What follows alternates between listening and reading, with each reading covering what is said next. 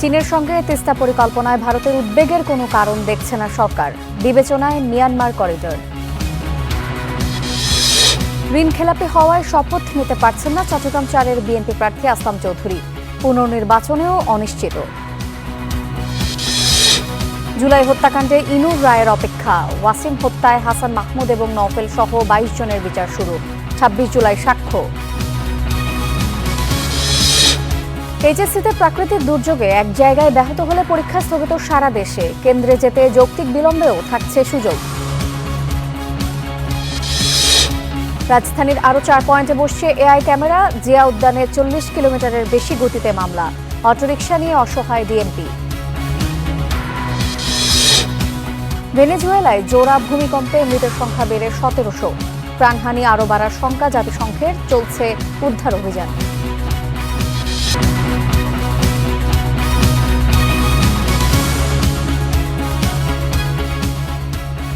দেখছিলেন শিরোনাম। ঋণ খেলাপি হওয়ায় চট্টগ্রাম 4 আসনের বিএনপি প্রার্থী আসলাম চৌধুরীর প্রার্থিতা বাতিল করেছে আপিল বিভাগ। এর ফলে বেসরকারিভাবে নির্বাচনে জয়ী হলেও সংসদ সদস্য হিসেবে শপথ নিতে পারবেন না তিনি। প্রধান বিচারপতি জুবায়ের রহমান চৌধুরীর নেতৃত্বাধীন আপিল বেঞ্চ আজ এই রায় দেন। ত্রয়োদশ জাতীয় সংসদ নির্বাচনে চট্টগ্রাম 4 আসন থেকে বিএনপির মনোনয়ন পান আসলাম চৌধুরী। প্রার্থিতা যাচাইয়ের সময়ই তার বিরুদ্ধে ওঠে ঋণ খেলাপির অভিযোগ। যদিও নির্বাচন কমিশন সেই আপত্তি খারিজ করে তার প্রার্থিতা বৈধ ঘোষণা করে, পরে প্রতিদ্বন্দ্বী প্রার্থী বিষয়টি চ্যালেঞ্জ করে রিট করেন উচ্চ আদালতে। সেখানেও বহাল থাকে আসলাম চৌধুরীর প্রার্থিতা। পরে মামলাটি আপিল বিভাগে গেলে নির্বাচনের আগে আসলাম চৌধুরীকে নির্বাচনে অংশ নেয়ার অনুমতি দেন সর্বোচ্চ আদালত। তবে শর্ত জুড়ে দেন, আপিল নিষ্পত্তির আগে এই আসনের ফলাফল ঘোষণা করা যাবে না। সব পক্ষের শুনানি শেষে মঙ্গলবার রায়ে আপিল বিভাগ বলেন, আসলাম চৌধুরী ঋণ খেলাপি, তাই বাতিল করা হয় তার প্রার্থিতা। ঋণ খেলাপি হিসেবে নির্বাচনে যে অংশগ্রহণ করেছেন তার অংশগ্রহণকে অবৈধ ঘোষণা করা হলো, অর্থাৎ তিনি ডিসকোয়ালিফাইড ক্যান্ডিডেট হলেন। ডিসকোয়ালিফাইড ক্যান্ডিডেট হওয়ার পরে ওই আসনে কি হবে, এটা আপিল বিভাগের পূর্ণাঙ্গ রায় প্রকাশিত হলে পরে বিস্তারিত জানা যাবে। এই মর্মে কোনো নির্দেশনা এখন দেওয়া হয়নি। আর রাষ্ট্রের প্রধান আইন কর্মকর্তা জানান, ফের নির্বাচন হলে প্রার্থী হতে পারবেন আসলাম চৌধুরী। জনাব আসলাম চৌধুরী তিনি যে বৈধ প্রার্থী হিসেবে নির্বাচনে অংশগ্রহণ করেছিলেন, নির্বাচিত হয়েছিলেন, সেটি আর আপাত দৃষ্টিতে থাকলো না। তবে আদালত যেহেতু সংক্ষিপ্ত আদেশ দিয়েছেন, এর কিছু কনসিকুয়েন্সিয়াল অর্ডার হতে পারে। আমি প্রত্যাশা করি যে জনগণ তাদের মতামত আবার প্রকাশ করার সুযোগ পাবে। তবে আপিলের পূর্ণাঙ্গ রায় প্রকাশ হবার পরই স্পষ্ট হবে চট্টগ্রাম 4 আসনের নির্বাচনের ভবিষ্যৎ। Emon Mahmud, star news, Dhaka. Budget অধিবেশনের শেষ দিনে বাকযুদ্ধে সরকার এবং বিরোধী দল। অভিযোগের জবাবে স্বরাষ্ট্রমন্ত্রী বলেছেন, ধর্ষণ ছাড়া বাকি সব অপরাধ কমেছে। আইন শৃঙ্খলা নিয়ন্ত্রণে সহযোগিতা চান সবার, আর এই বাজেটকে আন্তর্জাতিক অঙ্গনে নিজেদের অবস্থান সুদৃঢ় করার কৌশলগত বিনিয়োগ হিসেবে দেখছেন পররাষ্ট্রমন্ত্রী। এই প্রস্তাবের পক্ষে আছেন তারা হ্যাঁ বলুন, যারা এই প্রস্তাবের বিপক্ষে আছেন তারা না বলুন। বাজেট অধিবেশনের শেষ দিন ব্যয় সম্পর্কিত মঞ্জুরি দাবি পাশ নিয়ে সকালের সেশনে বাকযুদ্ধে সরকার ও বিরোধী দল। If you fail to plan then you plan to fail. এখানে পরিকল্পনা সুস্পষ্ট অভাব রয়েছে। মাননীয় স্পিকার, আমি দেখাচ্ছি, ওনারা কিন্তু পোশাক পরিহিত আইনজীবী হায়ার করে এনে উপস্থাপন করতে, আমি দেখেছি ব্যান্ড, ওনারা এখনো ব্যান্ড আছে, খেয়াল করেছি আমি। বিটিভির মতন একটা একেবারে মানে কি বলবো, যে খাত থেকে কোনো লাভ হয় না এরকম একটি খাতের বরাদ্দের দিকে তাকাই, সেটাও দেখবো বিচার বিভাগের বরাদ্দের চেয়ে কয়েক গুণ বেশি। স্বতন্ত্র প্রার্থী রুমিন ফারহান আর করা সমালোচনায় উত্তাপ বাড়ে আরো। অপরাধের চিত্র তুলে ধরে প্রশ্নে তীর ছুঁড়েন স্বরাষ্ট্রমন্ত্রীর দিকে। স্বরাষ্ট্রমন্ত্রী যখন বক্তব্য দেন সারা দেশ মুগ্ধ হয়ে শুনে, কিন্তু ওনার এই মুগ্ধতা যদি উনি ওনার মন্ত্রণালয়ে ছড়িয়ে দিতে পারতেন এবং তার মন্ত্রণালয়ের কাজের মাধ্যমে, তাহলে আর এটি ছাঁটাই করে 1 টাকা করার প্রস্তাব আমি রাখতাম না। জবাবে স্বরাষ্ট্রমন্ত্রী দাবি করেন, গেল কয়েক মাসে ধর্ষণ ছাড়া বাকি অপরাধ কমেছে। এছাড়া আইন শৃঙ্খলা নিয়ন্ত্রণে সবার সহযোগিতাও চান তিনি। আইন শৃঙ্খলা পরিস্থিতির উন্নয়ন করার জন্য গ্রাম পুলিশ থেকে শুরু করে আইজিপি পর্যন্ত সবাই কাজ করে, পলিটিশিয়ানরা তার উপরে মন্ত্রণালয়। কিন্তু জনগণের প্রত্যক্ষ সহযোগিতা ছাড়া কোনো দেশে আইন শৃঙ্খলা পরিস্থিতি উন্নয়ন হয় না। সেই জন্য সামাজিক মোটিভেশন দরকার, রাজনৈতিক দলগুলো সেরকম সচেতনতা বৃদ্ধির জন্য কাজ করা দরকার। আমরা সংসদে যেভাবে সবাই আলোচনার মাধ্যমে কোঅপারেশনটা পাচ্ছি, আশা করি আপনারা সবাই সংসদের বাইরেও আইন শৃঙ্খলা পরিস্থিতি উন্নয়নের জন্য সেই কোঅপারেশনটা বজায় রাখবেন। এদিন বিরোধী দলের অভিযোগের উত্তরে অর্থমন্ত্রী বলেন, বিগত সময়ে আর্থিক খাতে হওয়া বিশৃঙ্খলা নিরসনে ব্যবস্থা নিয়েছে সরকার। হলমার্ক কেলেঙ্কারি বা জনতা ব্যাংক বা বেসিক ব্যাংক যে ঋণ কেলেঙ্কারি হয়েছিল, সে ধরনের ঘটনাগুলো অতীতে সংঘটিত হয়েছিল। আমরা মাননীয় অর্থমন্ত্রীর কাছে এই বিষয়ে সুস্পষ্ট পদক্ষেপ চাই যে আর্থিক প্রতিষ্ঠান বিভাগের কেউ যদি হলমার্ক কেলেঙ্কারি, জনতা ব্যাংকের ঋণ কেলেঙ্কারি বা বেসিক ব্যাংকের ঋণ কেলেঙ্কারির মতো কোনো বিষয়ের সাথে জড়িত থাকে, সেগুলোর বিরুদ্ধে যেন এক ধরনের একটা প্রশাসনিক ব্যবস্থা আভ্যন্তরীণ জায়গা থেকে গ্রহণ করা হয়, সেজন্য মাননীয় অর্থমন্ত্রী আমরা দৃষ্টি আকর্ষণ করছি। আমি নিশ্চিত করে বলতে চাই, আর্থিক খাতে যে বিশৃঙ্খলা হয়েছে এটা বন্ধ করার জন্য সমস্ত প্রয়োজনীয় পদক্ষেপ আমরা নিয়েছি এবং এই ধারা অব্যাহত থাকবে। ছাঁটাই প্রস্তাবের জবাবে পররাষ্ট্রমন্ত্রী বলেন, আন্তর্জাতিক অঙ্গনে নিজেদের অবস্থান সুদৃঢ় করার কৌশলগত বিনিয়োগ এই বাজেট। আমাদের কূটনীতির মূল লক্ষ্য হচ্ছে সবার আগে বাংলাদেশ ফার্স্ট, যার অভূতপূর্ব সাম্প্রতিক উদাহরণ হচ্ছে মাননীয় প্রধানমন্ত্রীর ঐতিহাসিক মালয়েশিয়া এবং চীন সফর। 1844 কোটি 43 লক্ষ টাকা কোনো সাধারণ ব্যয় নয়, বরঞ্চ এটি আন্তর্জাতিক অঙ্গনে বাংলাদেশের অবস্থানকে আরো সুদৃঢ় করার একটি কৌশলগত বিনিয়োগ। এদিন দুইটি ছাড়া সবগুলো দাবির উপর ছাঁটাই প্রস্তাব দেয় বিরোধী দলের সংসদ সদস্যরা। 12 জন মাননীয় সংসদ সদস্য ছাঁটাই প্রস্তাব দিয়েছেন। সিফাত শাহরিয়ার, স্টার নিউজ, ঢাকা। জনজীবনে স্বস্তি ফেরানো এবং কর্মসংস্থান বাড়াতে গেল 11 জুন নতুন অর্থ বছরের জন্য যে বাজেট প্রস্তাব করেছিলেন অর্থমন্ত্রী, আজ তা পাশ হতে যাচ্ছে সংসদে। জুলাই গণঅভ্যুত্থানের মাধ্যমে দীর্ঘ 2 দশক পর নির্বাচিত হয়ে আসা বিএনপি সরকারের সামনে বাজেট বাস্তবায়নে রয়েছে নানামুখী অভ্যন্তরীণ এবং বৈশ্বিক সংকট। তবে সবকিছু ছাপিয়ে জিনিসপত্রের দাম হাতের নাগালে রাখাকেই সবচেয়ে বড় চ্যালেঞ্জ হিসেবে দেখছেন অর্থনীতিবিদরা। মুন্নাফ রশিদের রিপোর্টে বিস্তারিত। জুলাই গণঅভ্যুত্থানের পর অর্থনীতির প্রকৃত চিত্র সামনে আসে। উচ্চ মূল্যস্ফীতি, বড় রাজস্ব ঘাটতি, ব্যাংক খাতে লুটপাট, বিনিয়োগ শূন্যতা আর ঋণের ভারে ধুঁকতে থাকা অর্থনীতি উত্তরাধিকার সূত্রে পায় বিএনপি। নির্বাচিত হয়ে দায়িত্ব নেয়ার পর যুক্ত হয় মধ্যপ্রাচ্য যুদ্ধের বৈশ্বিক অভিঘাত। এমন পরিস্থিতিতে অর্থনীতি পুনরুদ্ধারে নতুন অর্থবছরের জন্য 9,38,000 কোটি টাকার বাজেট প্রস্তাব করা হয়, যেখানে রাজস্ব আয়ের লক্ষ্য 6,95,000 কোটি টাকা আর ঘাটতি প্রায় 2.5 লাখ কোটি টাকা। তবে এই ঘাটতি পূরণ করতে গিয়ে বিনিয়োগ ও কর্মসংস্থান বাধাগ্রস্ত হওয়ার শঙ্কা অর্থনীতিবিদদের। 2,43,000 কোটি টাকার বাজেট ডেফিসিট রেখে আপনার এই ইনফ্লেশন টার্গেটটা অ্যাচিভ করা ডিফিকাল্ট হবে। যদি বৈদেশিক উৎস থেকে তার যেই লক্ষ্যমাত্রার ঋণ বা গ্র্যান্ট এটা যদি না নিতে পারে, তাহলে কিন্তু চাপটা পড়বে আপনার আভ্যন্তরীণ উৎস। বাজেট ডেফিসিট কিন্তু এই 2,43,000 কোটি টাকার মধ্যে থাকবে না, এটা হয়তো বেড়ে 3 লক্ষ কোটি টাকার বেশি চলে যাবে। সরকার যদি বেশি করে ঋণ নেয় আভ্যন্তরীণ উৎস থেকে, তাহলে কিন্তু এটা প্রাইভেট সেক্টরের যে বিনিয়োগ, এই বিনিয়োগকে সিগনিফিকেন্টলি কমায় দেবে। বাজেটে প্রশ্নহীনভাবে কালো টাকা সাদা করার সুযোগ বাতিল, করমুক্ত আয়সীমা বাড়িয়ে 4 লাখ টাকা, ব্যাংক হিসাব খোলায় টিআইএন বাধ্যতামূলক না করা, ব্যাংক লুটেরাদের ফিরে আসার সুযোগ না দেয়া সহ বিভিন্ন সংশোধনী আনা হয়েছে। অর্থনীতিবিদরা বলছেন, বাজেটে কল্যাণমুখী রাষ্ট্র বিনির্মাণের প্রত্যাশা থাকলেও সবচেয়ে বড় চ্যালেঞ্জ হবে মূল্যস্ফীতি নিয়ন্ত্রণ। মূল একটা চ্যালেঞ্জ হবে হচ্ছে মূল্যস্ফীতিটাকে আমরা কমিয়ে আনতে পারবো কিনা। যদি মূল্যস্ফীতিকে আমরা না কমিয়ে আনতে পারি, তাহলে সাধারণ মানুষ এই বাজেট থেকে কোনো সুবিধা পাবে না। রপ্তানি খাত যদি চাঙ্গা না হয়, তাহলে কিন্তু রিজার্ভের একটা চাপ বাড়বে। সরকার ব্যক্তি খাতকে যথেষ্ট পরিমাণে চাঙ্গা করতে পারবে কিনা। ব্যক্তি খাত এখন উচ্চ সুদের যে হার, সেটার জন্যে তারা ভুক্তভোগী। সরকারের জন্য যে বড় চ্যালেঞ্জ হচ্ছে, তাকে দেখাতে হবে যে তারা সংস্কার করতে অঙ্গীকারবদ্ধই না, তারা সংস্কার করতে পারছে। সামাজিক নিরাপত্তা কর্মসূচিতে সরকার যে নতুন উদ্যোগ নিয়েছে তা ইতিবাচক হলেও সুবিধাভোগী নির্বাচনে স্বচ্ছতা ও নিরপেক্ষতা নিশ্চিতের পরামর্শ অর্থনীতিবিদদের। Munnaf Rashid, star news, Dhaka. উচ্চ মূল্যস্ফীতির মধ্যে 2026-27 অর্থ বছরের প্রথমার্ধের জন্য মুদ্রানীতি ঘোষণা করবে বাংলাদেশ ব্যাংক।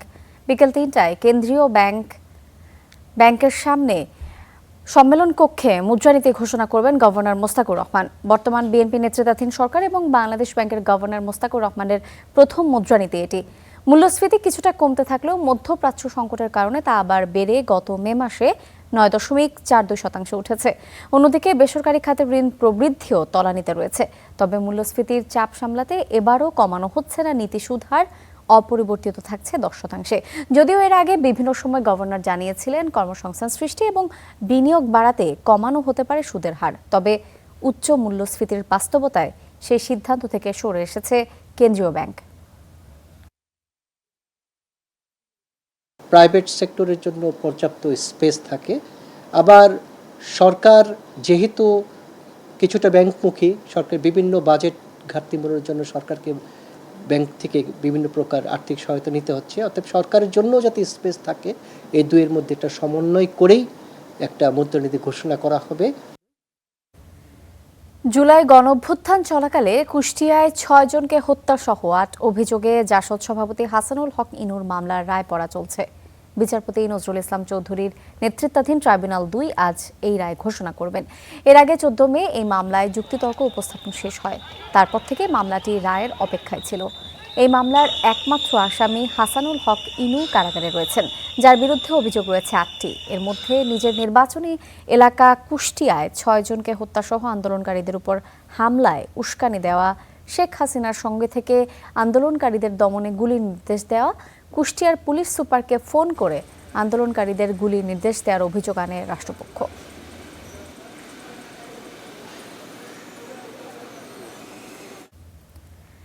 জুলাই অভ্যুত্থানের সময় চট্টগ্রামের ছাত্রদল নেতা ওয়াসিম সহ 6 জনকে হত্যায় সাবেক পররাষ্ট্রমন্ত্রী হাসান মাহমুদ এবং সাবেক শিক্ষামন্ত্রী মহিবুল হাসান চৌধুরী নওফেল সহ 22 জনের বিরুদ্ধে বিচার শুরুর আদেশ দিয়েছেন ট্রাইব্যুনাল।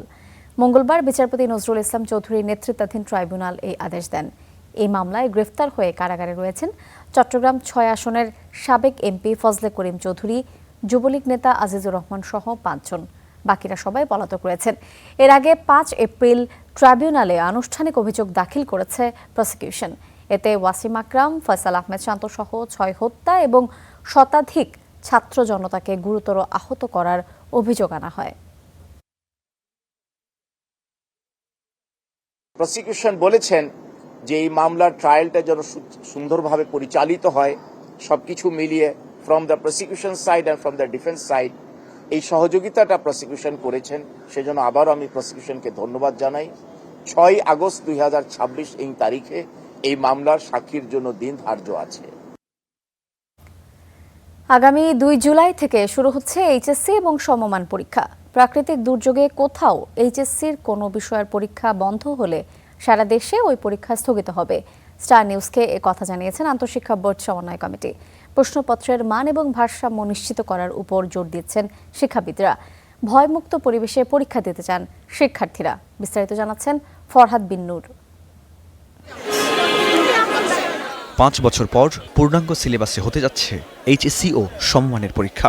এতে 9টি সাধারণ শিক্ষা বোর্ডের অধীনে সারা দেশে পরীক্ষা নেওয়া হবে অভিন্ন প্রশ্নে। নকল অনিয়ম ঠেকাতে সব পরীক্ষা কেন্দ্রে থাকছে সিসিটিভি ক্যামেরা, বডি ক্যাম সহ মোতায়েন থাকবে পুলিশ। কেন্দ্রগুলোতে সম্পন্ন হয়েছে প্রয়োজনীয় প্রস্তুতি। বডি ক্যাম থাকলে আসলে কোন ধরনের সমস্যা হতে পারে শিক্ষার্থীদের ক্ষেত্রে, তো সেই ধরনের এর আগে আমাদের কোনো অভিজ্ঞতা নেই।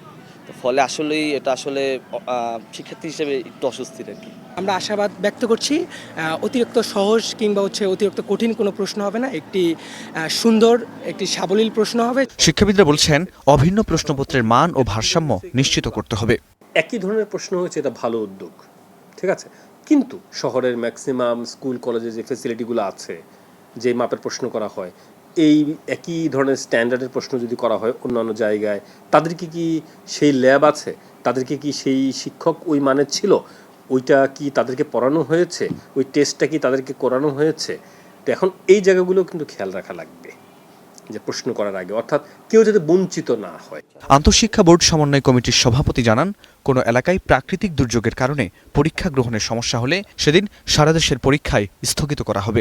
একটা ব্যক্তি কোনো কারণে দুর্ঘটনা ঘটিয়ে সে সময় মতো ক্যান্ডিডেট যেতে পারেনি, তো সেটা লোকাল প্রশাসন যদি ইচ্ছা করে এবং যদি যৌক্তিক মনে করে তাহলে তাকে একটু স্পেস দিয়ে পরীক্ষাটা নিতে পারে। কোনো একটা বিভাগে বড় ধরনের ডিজাস্টার আসলে টোটাল পরীক্ষাটাকে পোস্টপোন করে অ্যানাদার একটা ডেতে আবার সারা দেশে পরীক্ষার আয়োজন করা, এটাকে আমরা বেটার মনে করছি।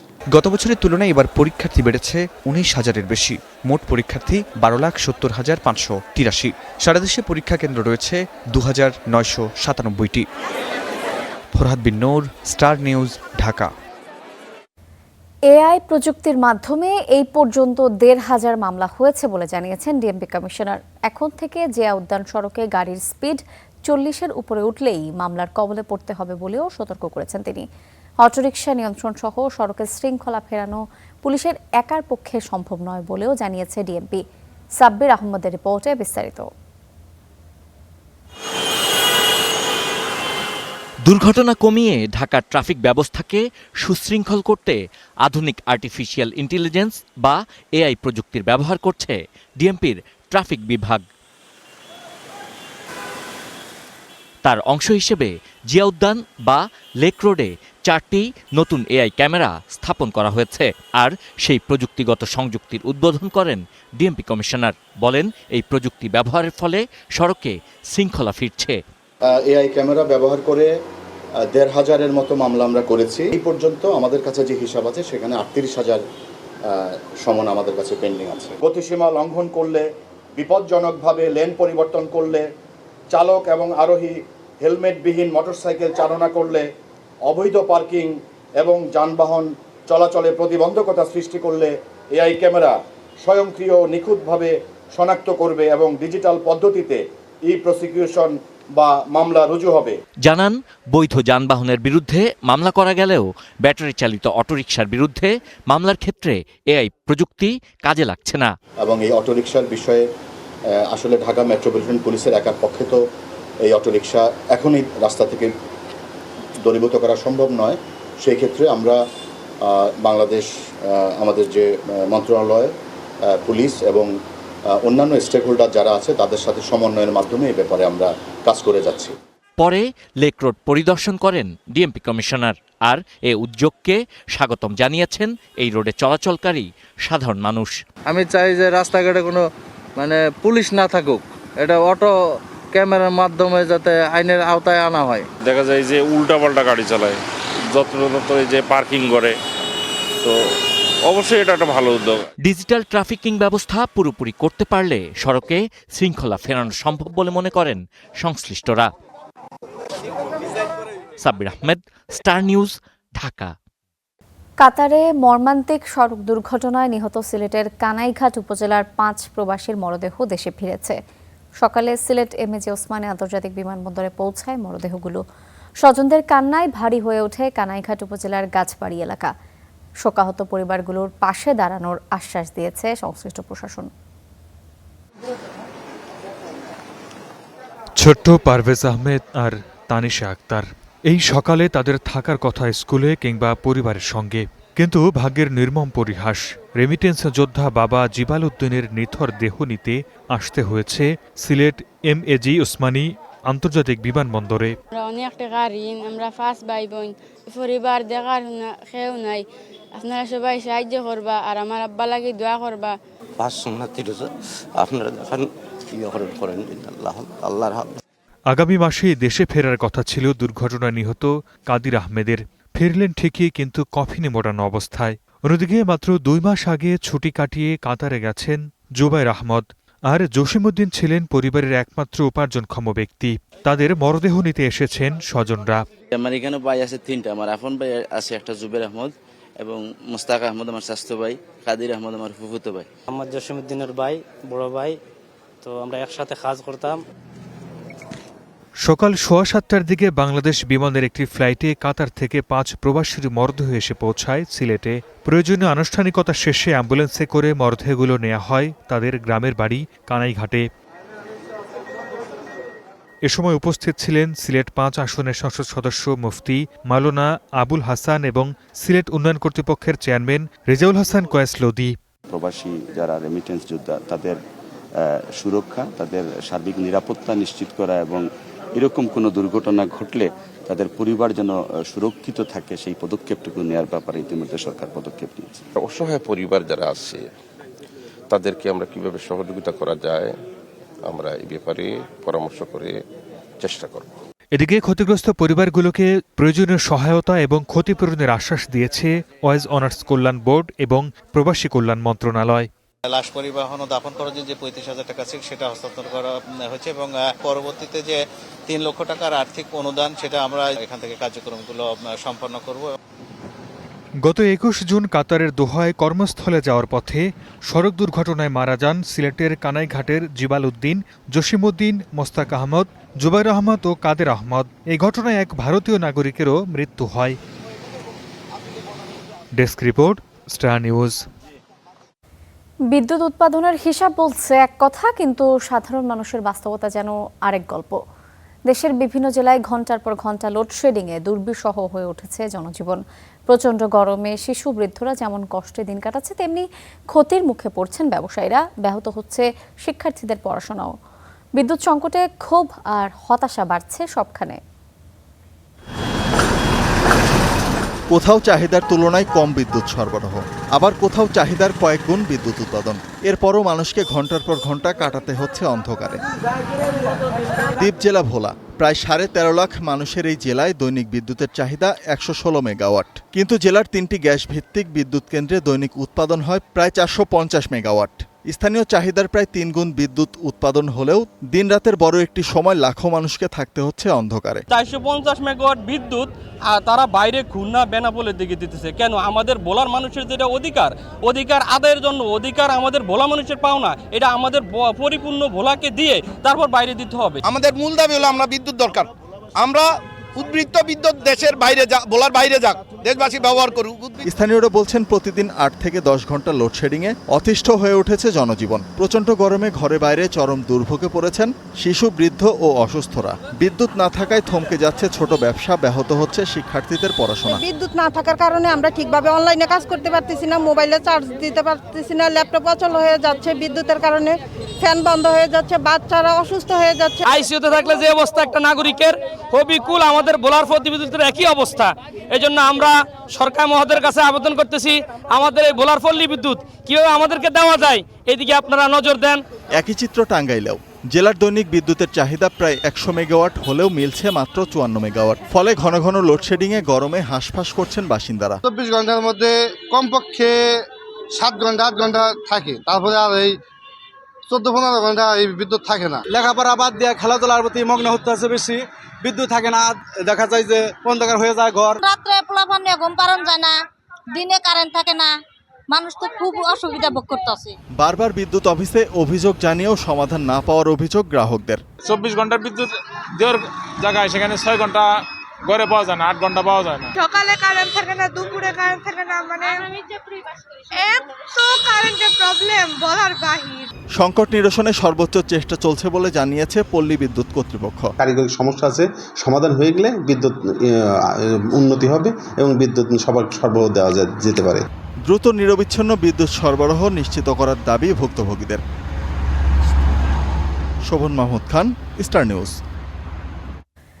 বৃষ্টি এবং উজানের ঢল না থাকায় কমছে তিস্তা সহ উত্তরের নদ নদীর পানি। তবে এখনও পানিবন্দী নদী তীরবর্তী নিম্নাঞ্চলের মানুষ। কৃষিজমি, বসতভিটার বিভিন্ন অংশে পানি থাকায় ভোগান্তিতে পড়েছেন স্থানীয়রা। এদিকে পানি কমার সঙ্গে সঙ্গে বিভিন্ন স্থানে দেখা দিয়েছে নদী ভাঙন। বসতবাড়ি হারানোর শঙ্কায় নদী তীরবর্তী এলাকার মানুষজন। নামতে শুরু করেছে উজানের ঢলের পানি, তার সাথে বেরিয়ে আসছে ক্ষয়ক্ষতি। এখনো নিম্নজিত রাস্তাঘাট, যাতায়াতের দুর্ভোগে তিস্তা পাড়ের মানুষ।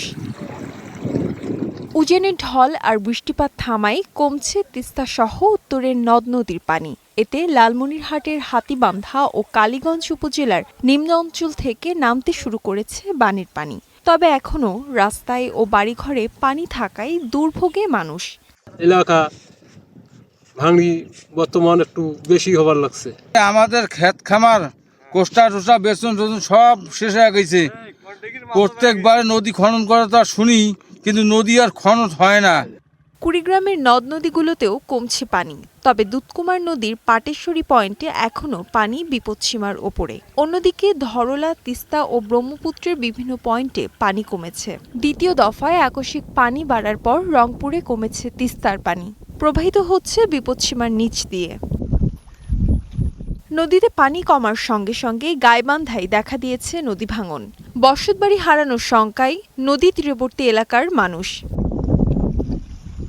Desk report, star news.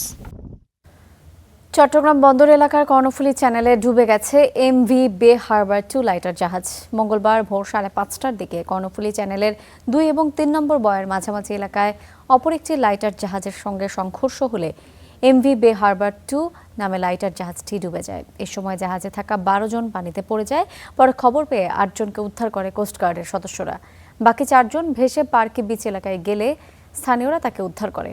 Coast guard জানিয়েছে লাইটারটি পাথর নিয়ে চট্টগ্রাম থেকে ঢাকার দিকে যাচ্ছিল।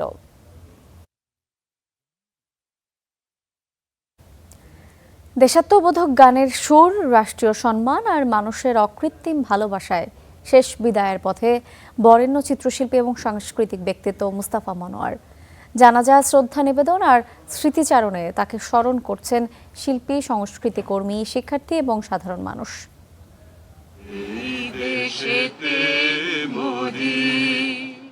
সমবেত কণ্ঠে দেশাত্মবোধক গান, এভাবেই সুরের আবহে শেষ বিদায় জানানো হলো মুস্তাফা মনোয়ারকে। ফুলেল শ্রদ্ধা, নীরবতা আর আবেগঘন পরিবেশে স্মরণ করা হয় শিল্প সংস্কৃতির এই উজ্জ্বল মানুষকে। বিদায়ের আয়োজনেও ছিল তার প্রতি মানুষের গভীর ভালোবাসা ও সম্মান। বাংলাদেশ টেলিভিশন প্রাঙ্গণে অনুষ্ঠিত হয় মুস্তাফা মনোয়ারের প্রথম জানাজা।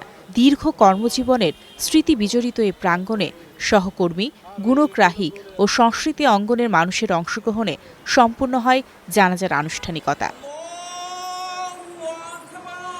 যেখানেই যখন দায়িত্ব এবং নেতৃত্ব পালন করেছেন, সেখানেই তার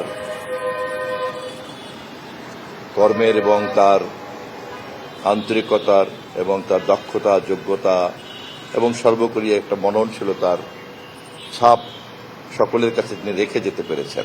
পরে তার মরদেহ নেওয়া হয় কেন্দ্রীয় শহীদ মিনারে।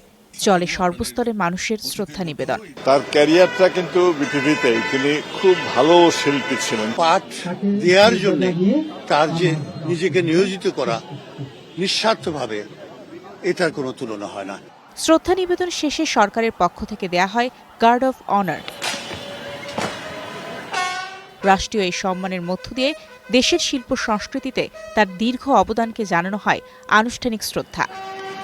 মানসিকতা নিয়ে বা যে দর্শন ধারণ করে আমাদের এখানে শিল্প সংস্কৃতিকে কিছু মানুষ সামনে নিয়ে যাওয়ার চেষ্টা করেছেন, তার মধ্যে তিনি একজন। বিনয়ী, সদা হাস্যময় মানুষ। আমাদের মাঝে উনি থাকবে না শারীরিকভাবে, কিন্তু মানসিকভাবে আমরা ওনাকে ধারণ করে চলব। বাদজোহর ঢাকা বিশ্ববিদ্যালয় কেন্দ্রীয় মসজিদে অনুষ্ঠিত হবে তার দ্বিতীয় জানাজা। এরপর মরদেহ নেওয়া হবে ঢাকা বিশ্ববিদ্যালয়ের চারুকলা অনুষদে। শিল্পচর্চার সঙ্গে তার দীর্ঘ সম্পর্কের এই প্রাঙ্গণে শেষবারের মতো জানানো হবে শ্রদ্ধা। ছোট্ট একটা স্টুডিও, তার মধ্য দিয়ে উনি মুখোরা রমণী বশীকরণ, শেক্সপিয়ারের টেমিং অব দি শু, এই বিশাল নাটকটা করে ফেললেন। যদি আমরা নাটক করতে গিয়ে যদি কোনো জায়গায় বুঝতে অসুবিধা হয়, জানতে অসুবিধা হয়, ওনার কাছে যেতাম। সব আনুষ্ঠানিকতা শেষে বিকেলে বনানী কবরস্থানে দাফন করা হবে এই গুণী মানুষকে। Mario Sen, star news, Dhaka. আন্তর্জাতিক প্রসঙ্গ। ভেনেজুয়েলায় জোড়া ভূমিকম্পে নিহতের সংখ্যা ছাড়িয়েছে 1700। জাতিসংঘ বলছে হতাহতের সংখ্যা আরও বাড়তে পারে। এদিকে ধ্বংসস্তূপের নিচ থেকে 32 ঘণ্টা পর উদ্ধার করা হয়েছে এক নবজাতককে। 5 দিন পর জীবিত বের করে আনা হয়েছে এক তরুণকে। জীবনের খোঁজে চলছে অভিযান। ভূমিকম্পের 32 ঘণ্টা পর ধসে পড়া এই ভবনের ধ্বংসস্তূপ থেকে উদ্ধার করা হয় এই শিশুকে। এর আগে লা গায়রা এলাকায় আরেক ধ্বংসস্তূপের নিচে আটকা পড়া 21 বছর বয়সী এক যুবককে উদ্ধার করেন উদ্ধারকর্মীরা। ঘটনাস্থলে জড়ো হওয়া মানুষ করতালি দিয়ে উদ্ধারকর্মীদের প্রতি কৃতজ্ঞতা প্রকাশ করেন। Yo no soy nadie, soy un simple chico আমি কোনো গুরুত্বপূর্ণ ব্যক্তি নই, আমি শুধু একজন তরুণ যে একটি ভবনের ধ্বংসস্তূপের নিচে 5 দিন আটকে ছিলাম, কিন্তু সৃষ্টিকর্তার কৃপায় আজ আমি জীবিত। তিনি আমাকে সেখান থেকে বের করে এনেছেন এবং তার ফেরেশতাদের পাঠিয়েছেন। কারা সেই ফেরেশতা? তারা হলেন সেই মানুষগুলো যারা আমাকে উদ্ধারের জন্য নিরলস পরিশ্রম করেছেন। কারাকাসে একটি ধ্বংসস্তূপের নিচ থেকে উদ্ধার করা হয় জীবিত একটি কুকুরছানা। ভূমিকম্পে নিহতের সংখ্যা 1700 ছাড়িয়ে গেছে। এখনো নিখোঁজ অন্তত 50,000 মানুষ। সময় যত গড়াচ্ছে এই মানুষদের জীবিত উদ্ধারের আশা ততই শেষ হয়ে আসছে। আরও বহু মানুষের মরদেহের ব্যবস্থাপনার প্রস্তুতি নিচ্ছে উদ্ধারকারী কর্তৃপক্ষ। অন্তত 2500 স্থাপনা ক্ষতিগ্রস্ত হয়েছে, যার বেশিরভাগই পুরোপুরি ধসে পড়েছে। তাই ইতিমধ্যে যে সংখ্যাটি জানানো হয়েছে তার চেয়ে প্রকৃত ক্ষয়ক্ষতি ও হতাহতের সংখ্যা আরও বেশি হতে পারে বলে আমরা মনে করছি। একটি আনুমানিক ধারণা দিতে পারি, কর্তৃপক্ষের সঙ্গে সমন্বয় করে আমরা 10,000 মরদেহ বহনের ব্যাগ সংগ্রহ করেছি। ধ্বংসস্তূপের নিচে আটকে পড়াদের খুঁজে বের করতে কয়েক ডজন আন্তর্জাতিক দল এবং শত শত উদ্ধারকর্মী মোতায়েন করা হয়েছে। ভূমিকম্পের 5 দিন পর অবশেষে দেশে ফেরার ঘোষণা দিয়েছেন শান্তিতে নোবেলজয়ী বিতর্কিত নেতা মাচাদো।